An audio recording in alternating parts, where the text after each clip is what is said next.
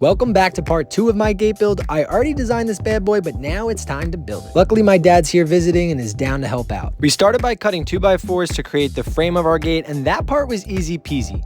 We were good to go on all our materials, which I linked in my bio if you're interested. Once we cut the 4 pieces to create our perimeter frame for the gate, we added casters to one of them for my very own custom skateboard. Okay, just playing, but this was for the bottom of the gate to allow it to freely slide, which will make it much more functional for us. Now that we ensured that the framing was square and fasten them together, it was on to adding these horizontal 2x4s for additional support.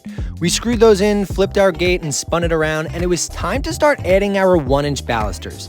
Definitely take note and start in the center and account for your spacing to get an even layout. I used a metal square which was useful to ensure each was straight, then grabbed a brad nailer to hold each into place, which wasn't strong enough, so I followed up with an OG set of hammer and nails. We added these 2x4s in the corners and added a 5-inch eye hook to the bottom and top of my gate, but also the existing deck posts. This 1-inch diameter loop hook will allow a pipe to slide through it and act as a track to keep the gate upright.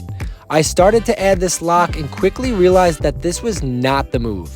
I looked around and luckily nobody was watching and realized I'll save this for part 3. Follow along to see how this gate comes to life. I'm absolutely blown away how amazing it turned out so far. Let me know what you think in the comments and follow along for more.